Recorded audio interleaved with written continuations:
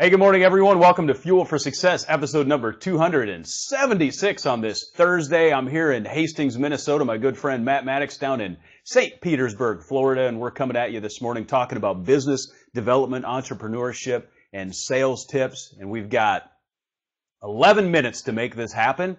And so I'll give you a quick greeting this morning, my friend. How are you? Good, man. Excited about today. Excited about our 11-minute show format. Even though people miss the longer shows, the good news is we're here every Tuesday, Wednesday, Thursday.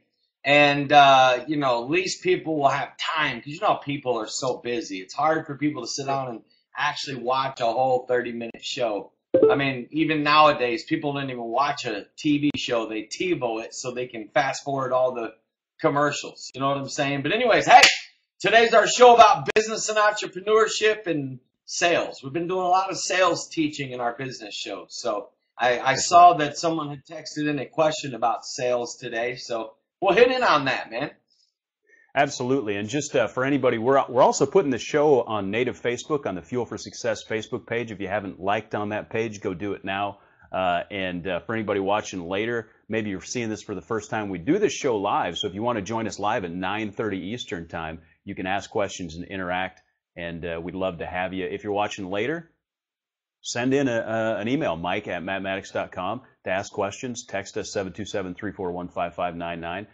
Or you can ask a question on the Facebook page, message us, Snapchat us, Instagram us, tape a note to an arrow and shoot it at us, whatever works, and we'll get your questions on here. So without further ado, my friend, let's jump into the first question I've got here, and I'm going to get Tommy's next. But let me start with this, and this is a great question. If somebody's in a business, and maybe they're not necessarily even running the business, but maybe managing, and they have input into the business, how much time and money should a business put into training its employees? Mike, I'm going to tell you this. The Pareto principle of 80-20, I feel that businesses should put almost 80% time and money into training because it will save time and make more money. See, incompetent employees that really don't know how to sell, employees that really don't know how to deliver wow, mind-blowing customer service are going to cost the business. So why not slow down and invest in training? Like how many times you and I, back when we were doing a lot of training in the church world, that a lot of churches overlooked the value of training their members for follow-up, for discipleship, for, just being better people skills. So like to me, Mike, I think businesses should put a lot. And if you want to know how much, I would say like, I don't know how much, like, I don't know if you can put a number on it, but I would say like, if I could say like 80% of your time, money, and energy in the beginning into training, you're gonna get a great return on that, in my opinion. It's good. And I know you answered it in the chat over here, but Tommy was asking about using affirmations. He asked, do you believe in and use affirmations? Do you have a list of affirmations? And just quickly, can you touch on that? Yeah, I've used affirmations for any area of my life that I might struggle with or I might need to grow in. I've healed myself. I've come out of slumps. I've come out of we help people break food addictions in our company through affirmations. So yes, because the reason why affirmations are so powerful, Tommy, is because the power of our spoken words. And I believe sales affirmations could cause salespeople to go from being low performers to multimillionaires.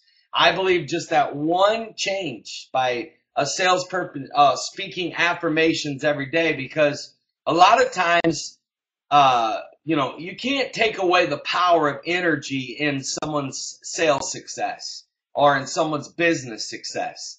And speaking affirmations increases the energy and the confidence and the flow and the, just the power of that person.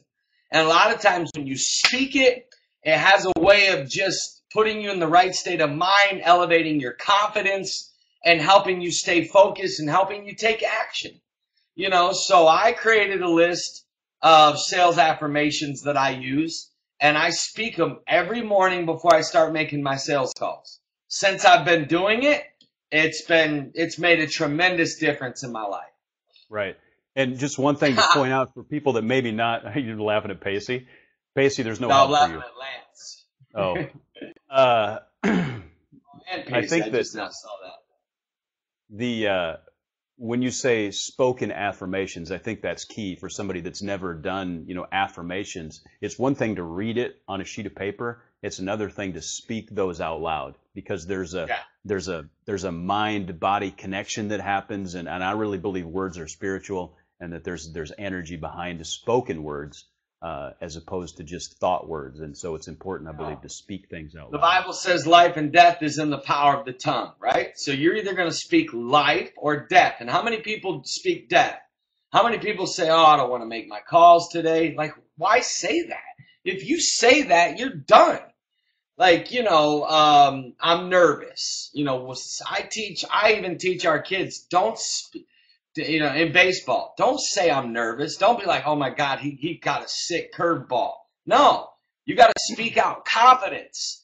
You got to speak out, success. The power of visualization and speaking faith and speaking, the Bible teaches. This is our talk show. We use Bible principles for everything. Right. The Bible teaches speak those things that are not as though they were. Think about that. Speak things that are not. So start saying, I am a very successful salesman. I am the top salesman in my company. Like, you start speaking that kind of stuff, it's going to become you. That's good. So let me ask you this. And we talked a little bit about, of course, sales affirmations. I think that's a great way to increase sales. What are some top mistakes that you see salespeople make? Top mistakes that salespeople make, Mike, is they don't have a plan B. They follow the script, they make the call, they make the appointment. I read something the other day that like only 24% of all salespeople follow up. Okay, now here's the deal. You ready for this? They say it takes on average of hearing the word no up to 9 times before a sale is made. And yet most salespeople will make the call, they'll make the visit, but they won't have a plan B. I think it's a huge mistake not to know exactly what you're going to do next with your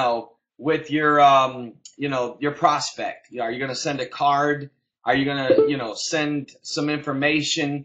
Are you going to send a book and thank them for their time? Are you going to send them a gift card? Are you going to send flowers? Or are you going to call them again? Are you going to go see them again? Are you going to ask again? Like, truly having a plan, that's a big mistake when salespeople don't have a follow-up plan, I should say. And most don't. Most don't have a follow-up plan, and that's why there's, the amount of sales, I really believe this.